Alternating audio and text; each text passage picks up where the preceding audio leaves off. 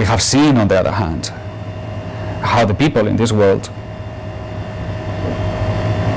fear other than Allah. And Rumi said, whatever you fear is what you worship. If you fear anything other than Allah, this is what you worship. Now you can look into this matter and the picture doesn't look good. It doesn't look good. And if it does look good, it's because you are not looking at it. When you look at it, the picture doesn't look good. And this is where the struggle comes in. This is where the courage comes in. This is where the knowledge comes in. And this is what makes you a man with a seeker of knowledge. That struggle, that is knowledge. Awareness of that struggle, that is what prepares you to enter the path. And then to keep the company of the people who remind you of this, because you have plenty of the other people who will say everything is fine. But you need these people who come, they gather with the people that they seek this knowledge and they want this knowledge, and you just need to hear it. For it is being said to us, we are certainly lost.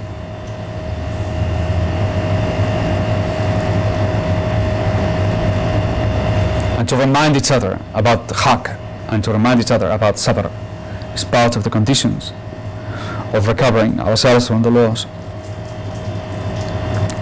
What I wanted to talk to you today, to complement the talk on the Imarates, is about another very important institution called the guilds. And these two matters, the guilds and the Imarat, certainly provides with a template, the basic idea of a template that shows how radically different our societies were.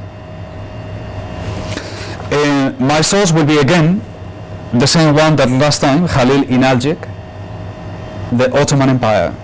This is in a small compilation. He has lots of other books, but this is a very good approach onto the matter.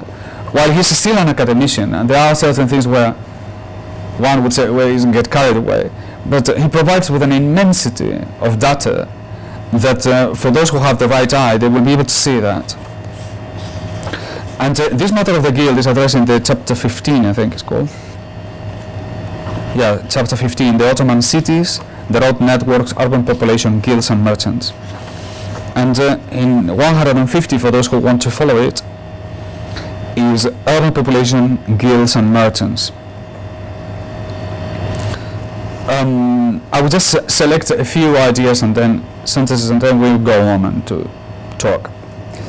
In Ottoman cities, the craft guilds were the mainspring of economic life, and guild members made up a great part of the population. I have seen from Professor Miserolu some data referring to this membership of the city of Istanbul in the 18th century, the 1700s, and it was practically 99% of the population. They belong to some kind of guild. And so the next natural question is where do they come from? And Inalcik says the origins of the guilds in the Islamic world remain obscure, but there seems to be a close similarity between the Islamic and medieval guild systems. The commonly held theory maintains that the corporations of the Greco-Roman would continue under Islamic administration, but that in the 10th century they had assumed a wholly Islamic character. Where does it come from? Well, like many things in Islam, they came, like the dinar and the dirham, they came from the societies that we're living in. Guilds had been in history from way before. The Romans organized a trade according to what they call corporations, la corporazione, and the guilds are present and part of Greek societies and Persian societies and Chinese societies. Chinese organized their trade according to guilds. So what Islam did is just carry on with that, which is a pattern of any pre-capitalist society, and this is very important to understand. Any pre-capitalist society, almost without exception, unless you go to some remote areas with hardly any urban development, but any urban society had guilds before capitalism. This is a very important fact. So that the Muslims adopted these patterns, and that they, in the process of time, Islamized them in the sense here of adopting Islamic character in the forms, in the manners, in the contracts, etc., etc. That is comprehensible. It is also understandable that guilds are essentially an urban society, an urban phenomenon. So if you want to see the signs, the full flare signs of the guilds, you have to go to the cities. And if you want to see it even clearer, you go to the larger cities, where the complexity has reached to a point where the characteristics and differentiation between the different guilds make it very clear how they operate. So this is what he's done. But there is a number of elements that I think make this thing particularly important. First of all is that the head of every guild was a Sufi sheikh. The futuwa, these fraternities that it brought the people together, these are at the very heart of both spiritual enlightenment and the creation of the guilds. So at the very heart of the guilds, at the very heart of this social organization, there was a spiritual quest where the things and the matters related to that craft, the regulations of that craft, were judged, evaluated by a sheikh of tasawwuf. And this is quite interesting. And when you look into history and you see what happened to the guilds, it's almost a similar story to what happened to the Sufis. But this is how these two things entrench to each other and they work together, and they are the idea of an Islamic guild in order to differentiate it from medieval guilds, so other things that the Christians have done. But essentially the idea is almost the same. They are autonomous bodies.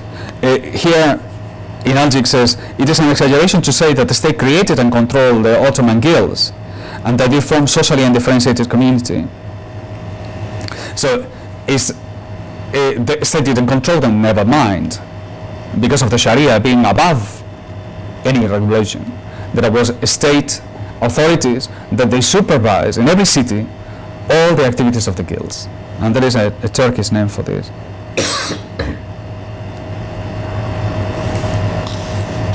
the Kethuta. This is the Ottoman name, Kethuta. And the role of the Kethuta was to be able that all the activities from within the guild were done according to the law. And these all, in case of any dispute, all this will ultimately go to the Qadi. So this is the interrelation between the two. They are not totally autonomous, but they are dependent in regulation to the Sharia, of course. They are independent in the sense that they have their own system of education, finance, pensions, welfare, and regulatory models, even courts, when the guilds reach a certain size. So it's almost like a society within the society, but not totally independent, right? So then there is the matters of the ihtisab and the muhtasib that permeate through the activities both of the market and the activities of production, in this case the guilds. So of course all this thing linked through both these institutions into a regulation of their activities. And you can read some more. I think it will be, for many, you will find it quite entertaining to see how it actually, in particular cases, these guilds developed.